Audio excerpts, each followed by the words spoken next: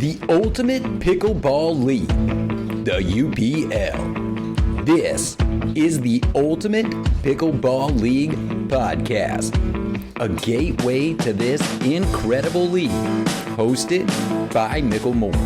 Discover the stories, travel inside with the amazing people that make it all work. Sit back, grab some popcorn. Welcome to the Ultimate Pickleball League.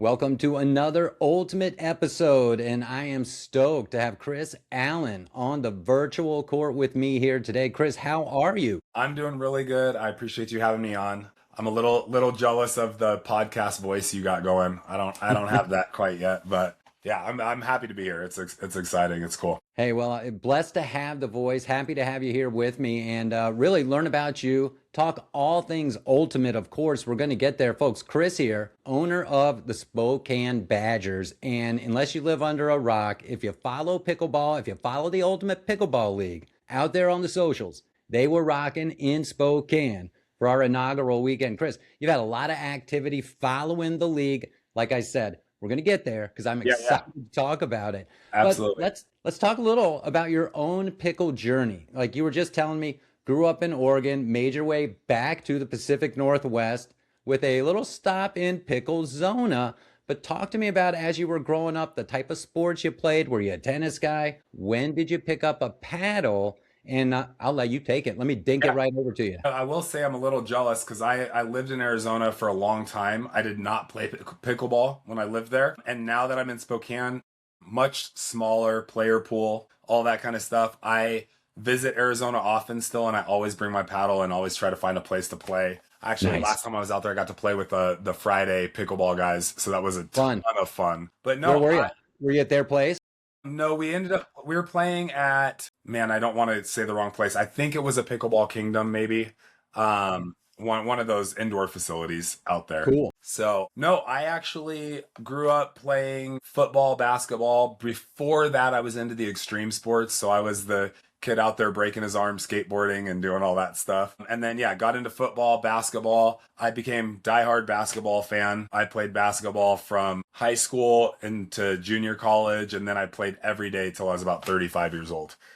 Who's your squad? Let's take a break. I mean, my other show is about all sports, so you're talking my language when you go football and basketball. So yeah. Who you follow now? So right now, honestly, I don't watch a whole lot of basketball. My team for the longest time was the LA Clippers. You're a fan.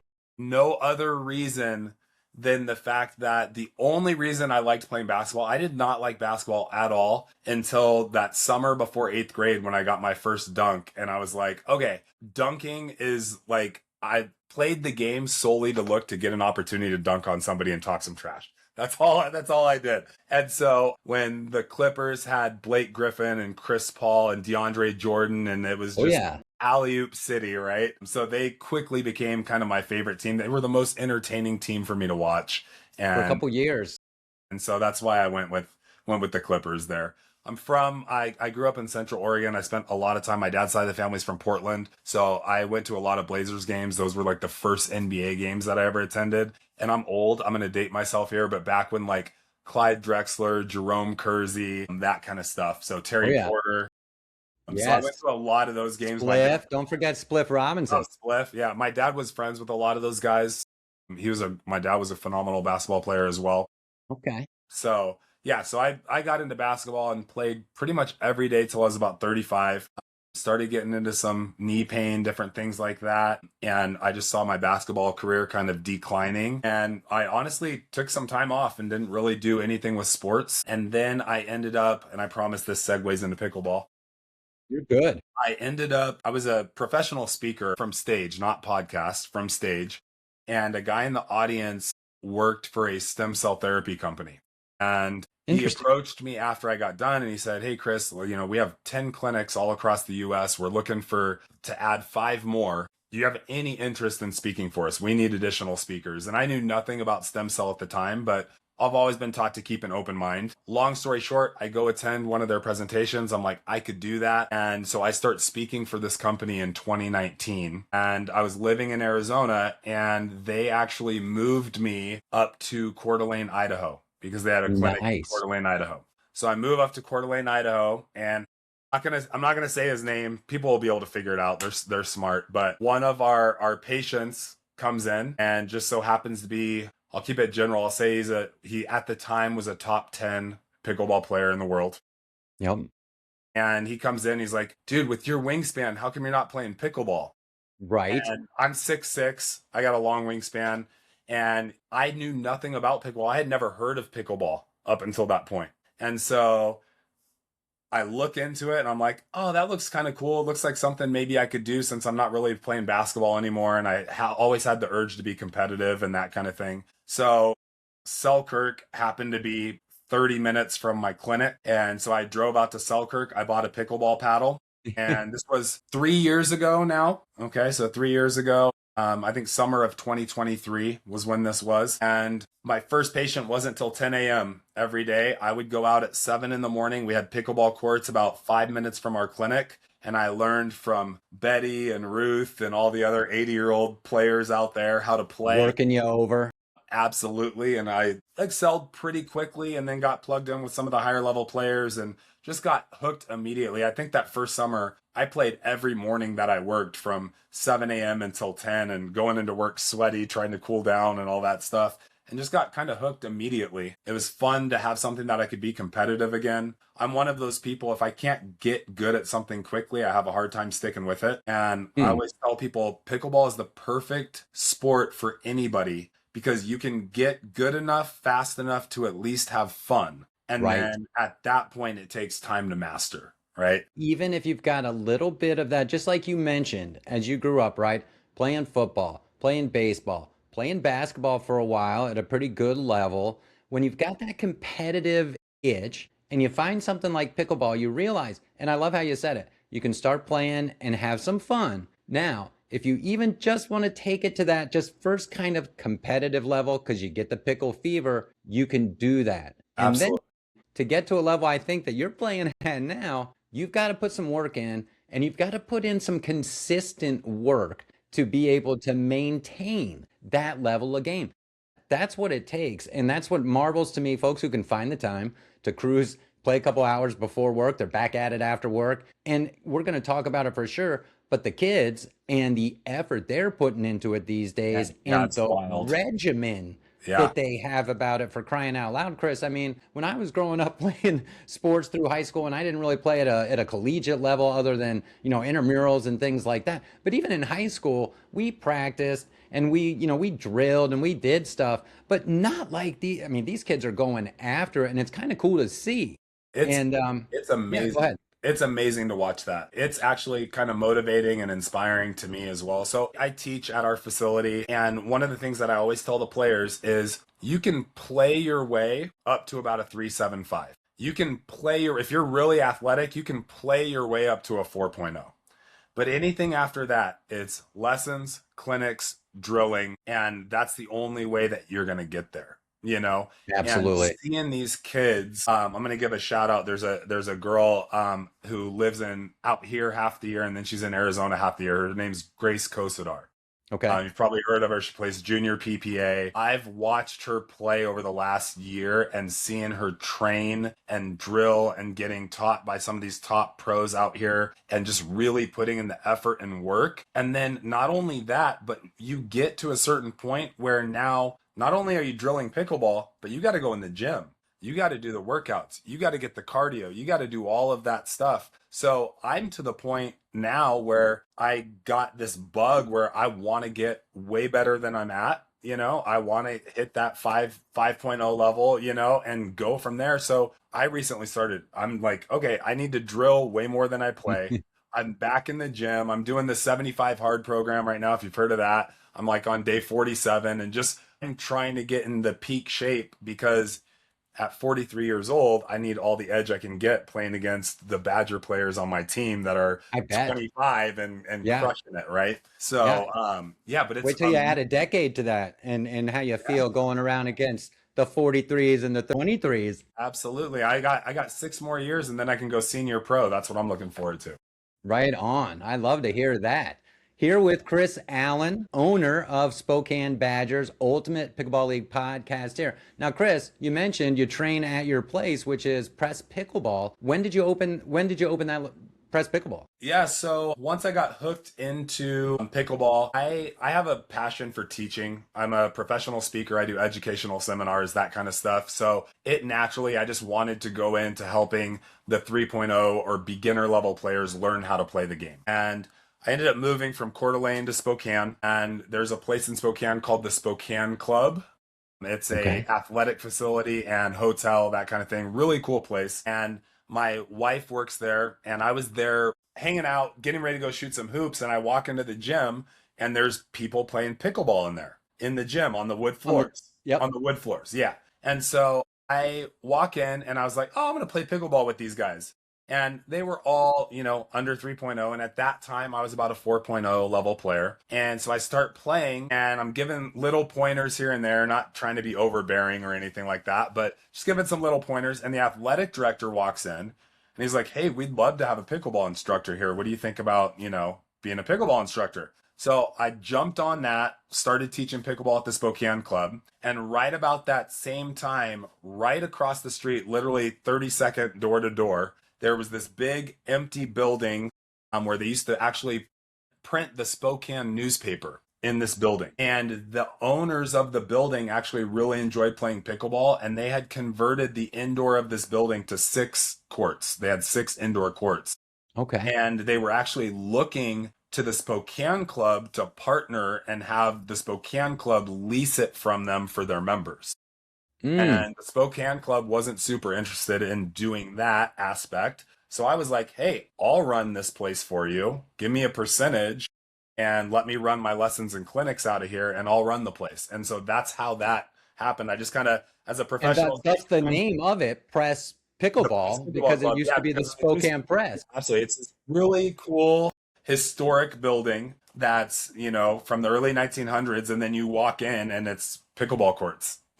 That is super cool. If you look at my journey into pickleball, I literally talked my way into it. That's my professional speaking background. If you saw my wife, you'd be like, yep, that guy can talk his way into anything.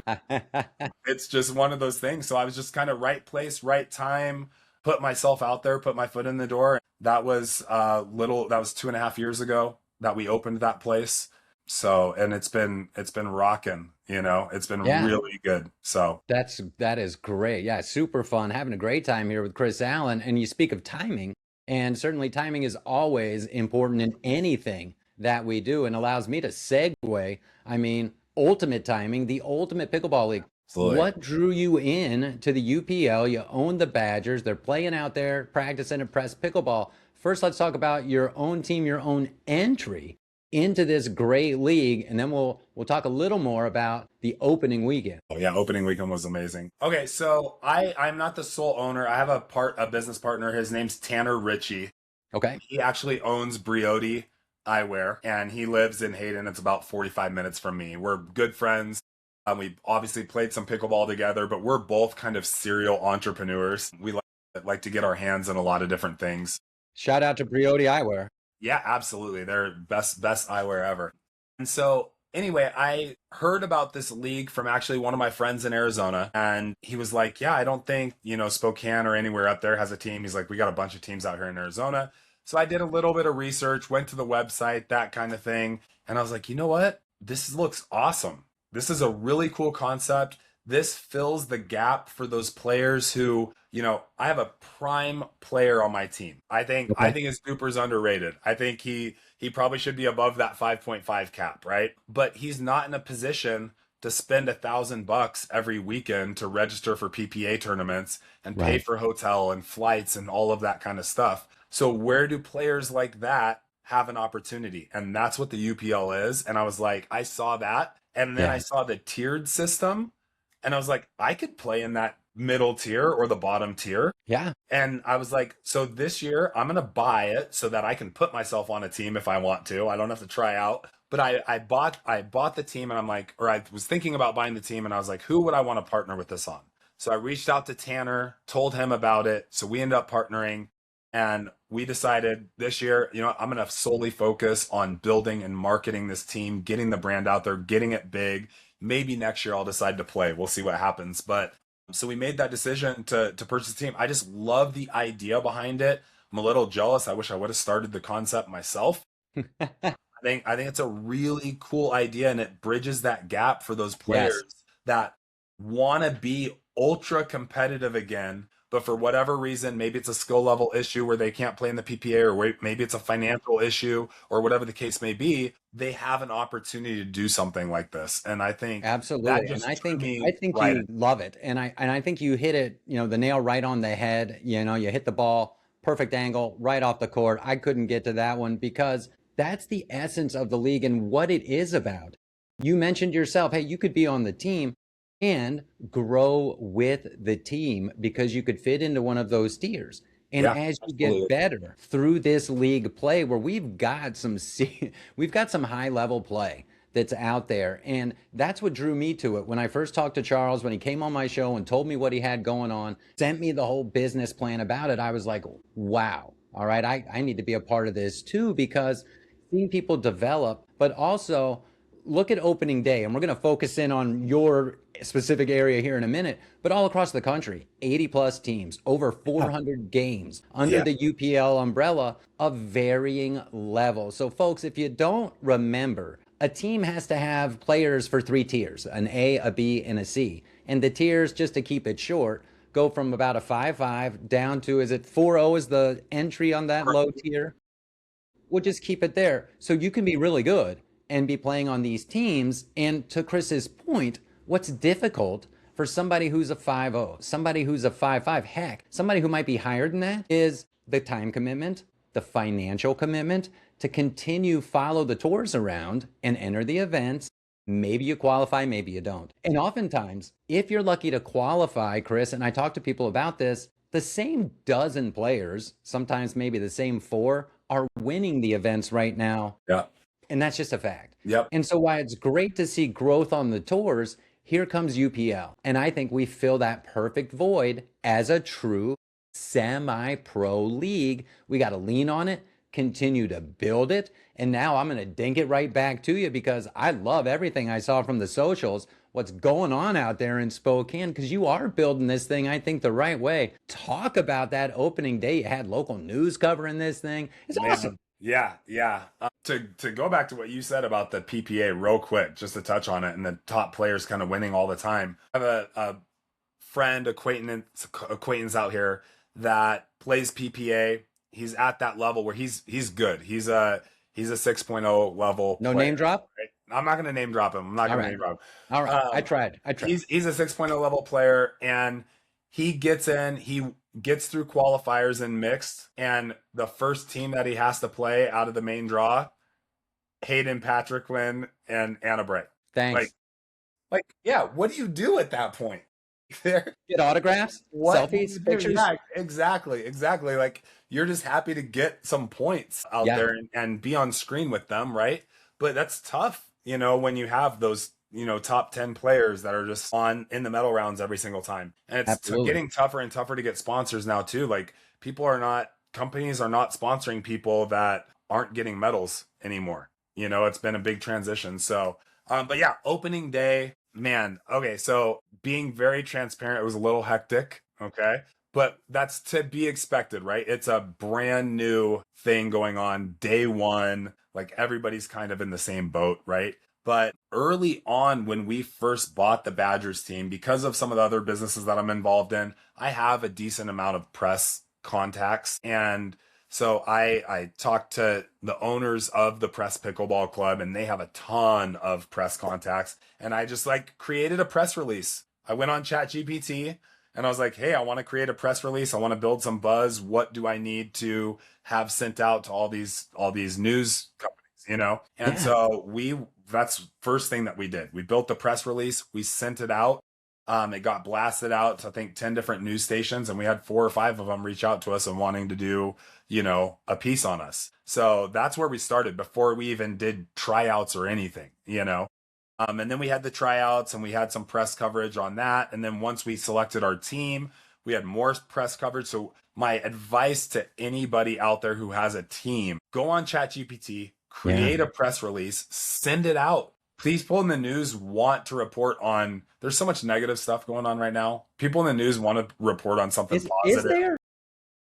They want to report on something positive and fun, and pickleball is fun. So, but you can't just, people aren't going to just discover you. So we had to go out of our way. We've been doing that.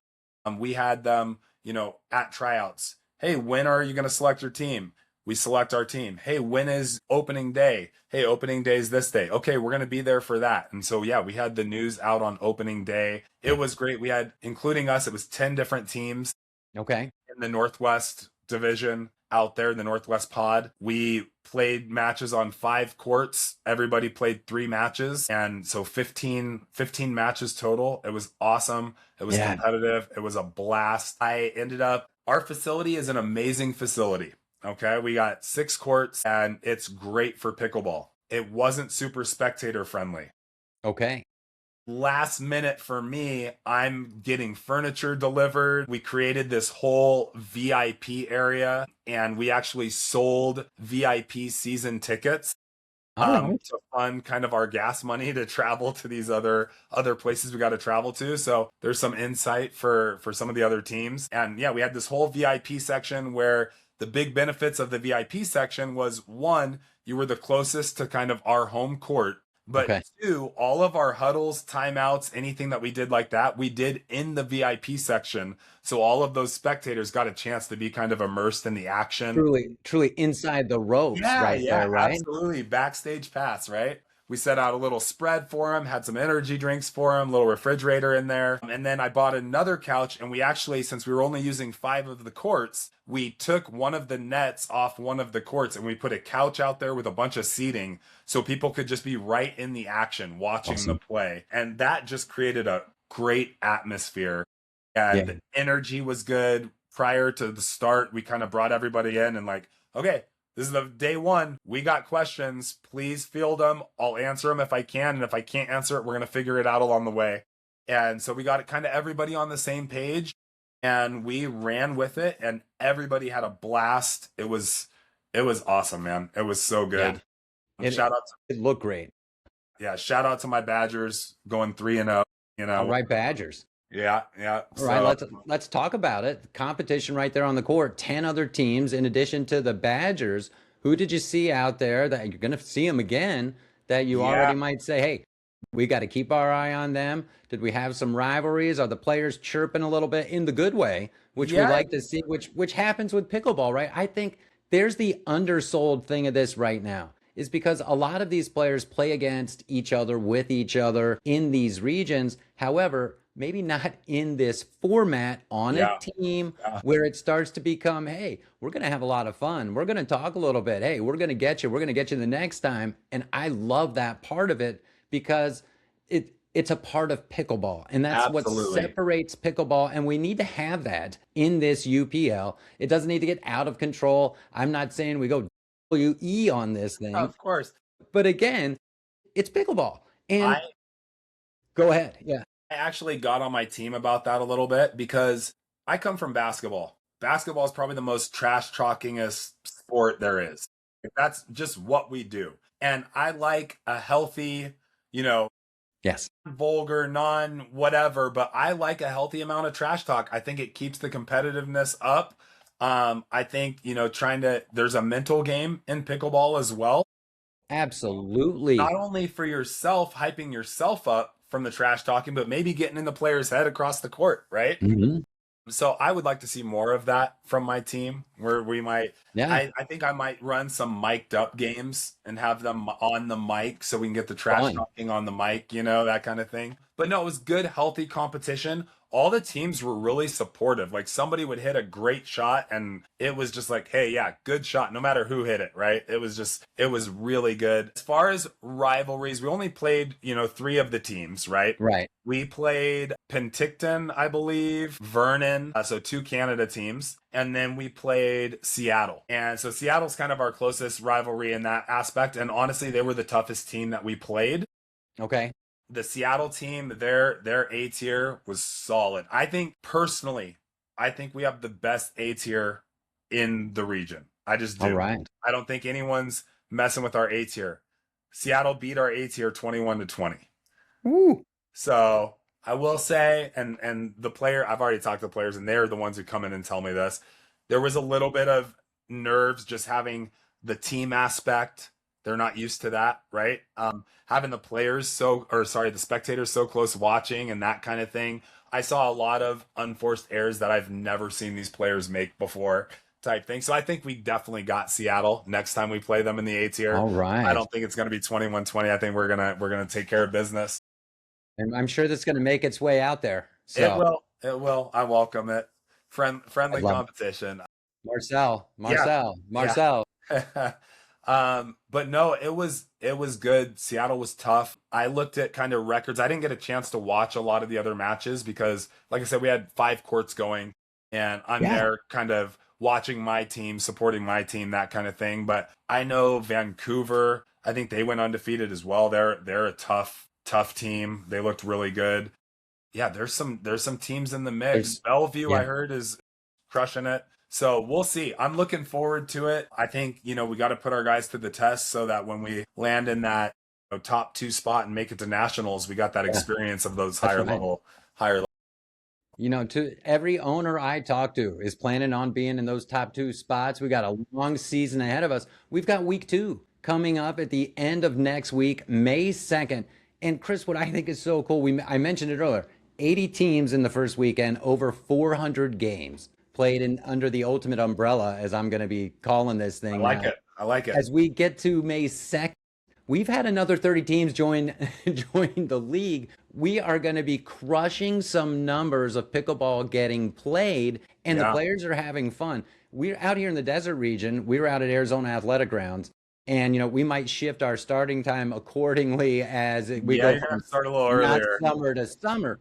Yeah. However, we were pretty efficient. There was some hecticness too, but the players had a great time. The play's high level. And as we go all year, look, you're setting a blueprint, maybe for some other teams to pick up on, even for us out here.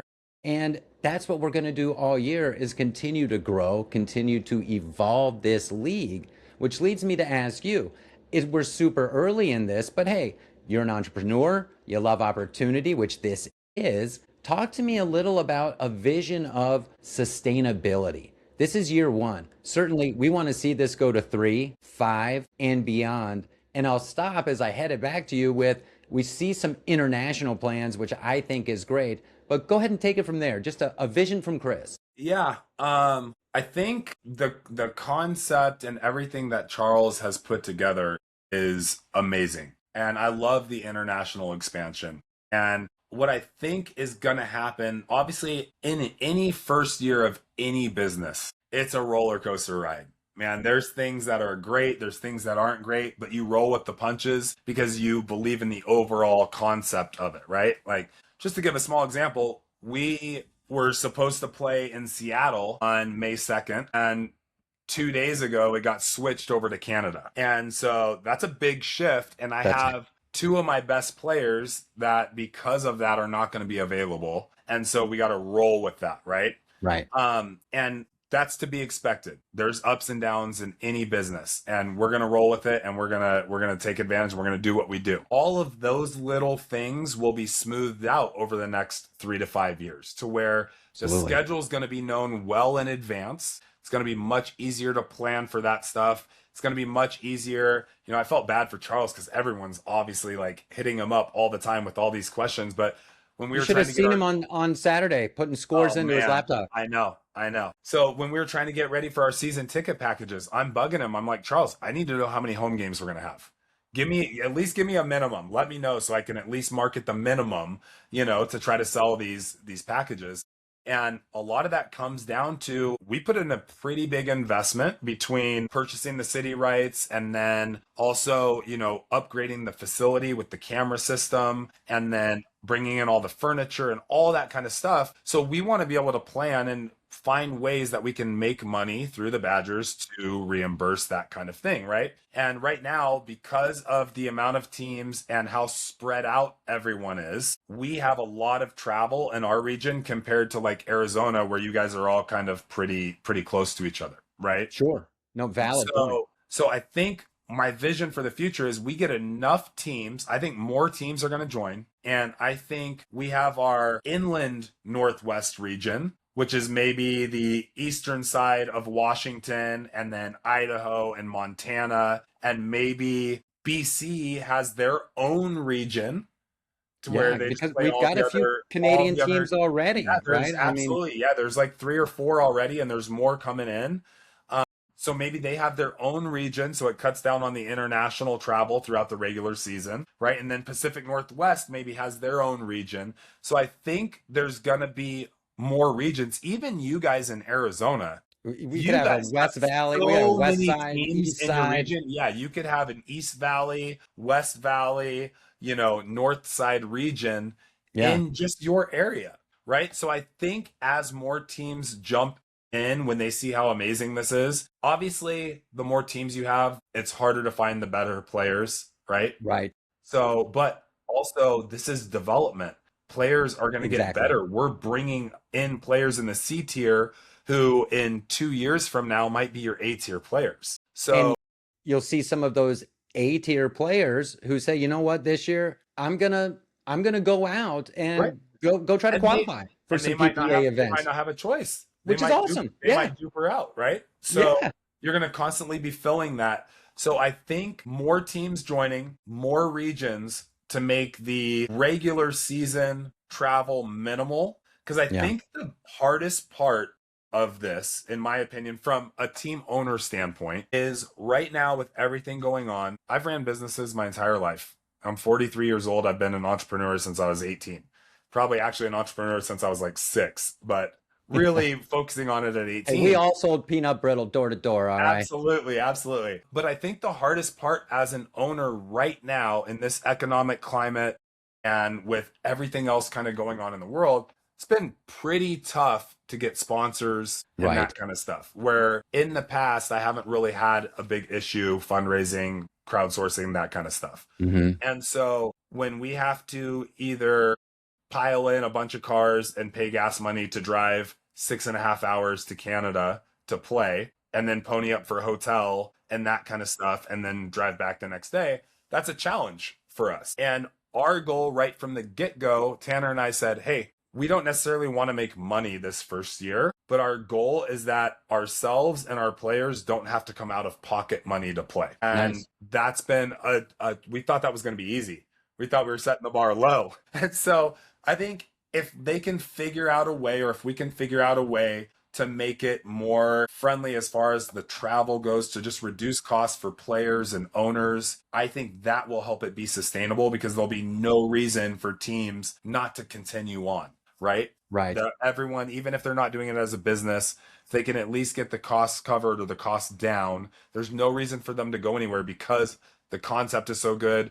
The people running it, Charles is phenomenal. I will go to bat for Charles all day long, because every time I've ever called him, he's answered his Picks phone. up. He does. Yeah. He does. And that's what you want in someone that's running and owning a league like this, And I that's think what what's important too is, as you mentioned, is that owner collaboration, and certainly, other owners be able to see us and see our chat and what you're doing out there. But I hope as we continue throughout the season, we can find some league harmony. I don't know if we got to set up we've got some things internally, but some way for more of that collaboration to happen between owners. Share these ideas. How are other owners and teams in other regions that might be, having some of the similar hurdles that we're jumping over from a travel standpoint? What are they doing? Yeah, 100%. What ways are we finding creative ways to attract some of these sponsors? Because you're right, here comes this new pickleball league, and we're the next newest pickleball league. Yeah.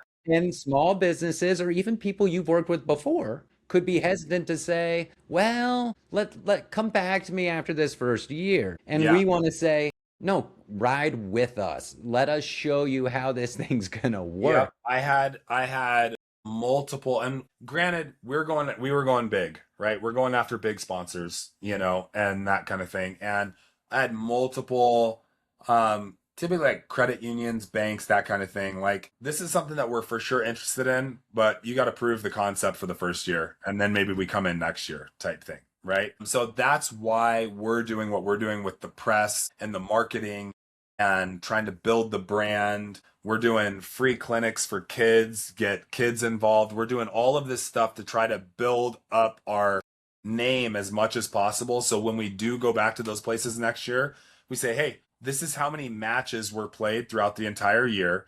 This is what the Right. national tournament looked like. This is what the prize money was. This is what it looked like from our standpoint and what we need help with. Go from there. And hopefully we got enough in that aspect to make year 2 much easier for everybody. I was trying to pull up the schedule as we're talking here and see who you face off against next. I know I think we're playing Penticton and Vernon again. And then I think we play Kelowna as well, I believe. I believe those are the 3 teams that we're playing on the 2nd. And if I pull up the overall, let's just see here real quick. If I go to overall standings, and folks, what's cool is you can go to the UPL website, ultimatepickleballleague.com, click on the matches. It's going to take you right to pickleball.com. We've integrated with that. You can follow the Badgers. What's also cool is you can learn about the players. And, as we wrap up, Chris, I think that's another cool thing for the players and why a league like this is attractive to the players. They can start to see their own stats online from being in this sort of league and watch themselves grow, see players from all around the country that maybe they haven't played before. And now we start to build out their own networks. And part of what I want to do is have players from the Badgers come on the show because so many of them are doing cool things in the Pickleverse out on their own. Let's help promote that too. Absolutely. And I think that helps sustainability from the league because owners, obviously, finding great sponsors for the league, not just your individual teams, of course, player experience, that is, lifeblood of a league like this, that they're talking amongst each other and that they're having a great time, just like you and me are having a great time right here on the show here with Chris Allen of the Spokane Badgers. And so what most, as you look across the horizon, I mean, we already got the Badgers coming out of your region, so I'm going to be keeping my eye on that. But as you swing towards May 2nd, any tweaks you might make, look in the lineup, anything you might look to do new there at Press Pickleball, or will we be at Press again? So for May 2nd, we're going to be up in Canada. Will that be in Canada? Where in Canada are we going to be? In Kelowna at the warehouse. Okay. In Kelowna at the warehouse. So that'll be May 2nd. I think we're back home on May 16th. Okay. That's our next home match. So then forward my question to that. Yeah. So I don't know who our matchups are on the 16th. I haven't looked yet. As far as going into Canada with our matchups, we've played 2 of the teams before. We've seen them. We know what to expect. But also 2 of my best players are not going to be able to make it there. So I have one that was working on getting a passport because we weren't supposed to be going to Canada for about a month and a half. But now all of a sudden we're going to Canada in a week and a half. So he's not going to be able to travel with us, unfortunately. And then my top A-tier player, he is a coach for the Tyson McGuffin camps. And so he has to be in Atlanta on Sunday. People might have just connected the dots from earlier. They might have they might have connected the dots. So he's a coach for the Tyson McGuffin camps, and he's supposed to be in Atlanta on Sunday. So he was originally going to fly straight from Seattle to Atlanta, but now we're going to be in Canada. So he might not be able to attend as well. So we'll have to do some lineup adjustments for Canada. So that's all part of it though, right? That's part of being an owner and a GM and making those adjustments as needed. Yeah. As far as changes on the press side for the home matches, I loved our seating setup. The spectators had a good time. We're actually working with a local brewery they're like a minute and a half walk up the road to stream our matches through Sporfy. Shout out to Sporfy. Awesome. To stream our matches and offer, like, we're trying to get them to offer a Badger beer for $1, Very cool. to funnel people over to their place. because our seating is limited. Yeah. Funnel people over to their place, have them watch the matches over there, and then we all head over there afterwards for like kind of the after party type thing. I think love that everything's idea. gonna run much smoother on the second time around. I think we got started a little bit late because we had to address a lot of the questions and all of that kind of thing. We also had a little hectic because we were hosting the Tyson McGuffin camp that same day. So it was like that camp got done. We're trying to get them out of here and get everybody else in there. You guys go. We got to get everybody else on here. So we'll have the courts blocked off in plenty of time this time around. So I think everything's just going to go much smoother. I'm going to be less stressed because I've already experienced it once before. I think it's going to be, we got nowhere to go but up in this league as a hub where people are playing as a team, as owners involved, as the staff and admin. This is going to blow up your podcast, throughout the year. And especially I can't imagine once we get to nationals and there's money on the line. Wild. Right. That's gonna be insane. So I really appreciate you having me here. I'm kind of a nobody when it comes to everything going on in pickleball, So that goes back to the aspect of what this league was designed for. Not only does it help the players, but people like me that are not gonna play in that PPA level. I'm past my prime, but I can do other things involved in pickleball and have an opportunity to come on and chat with you and share my story. And I think that's really cool what you're doing. I really appreciate that you're doing this.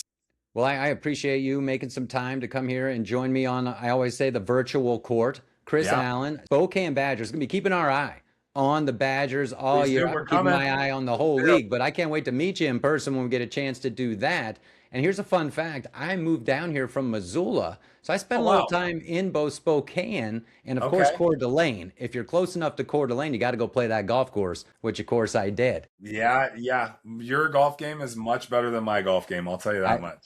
Who knows? I haven't played it. I haven't been playing as much as I used to. I, too, need to get on the court and keep my pickleball game getting a little better myself. And, hey, when I see you, maybe we'll dink a few back and forth. How about that? Absolutely. I'm in Arizona fairly often, so next time I'm down there, I'm going to hit you up and do it. We'll get out on the court. Awesome. Hey, like I said, I really appreciate the time. Chris Allen joining me on this episode of the Ultimate Pickleball League podcast. Chris, hang on with me for just a second, all right? Absolutely. Appreciate you. You know it.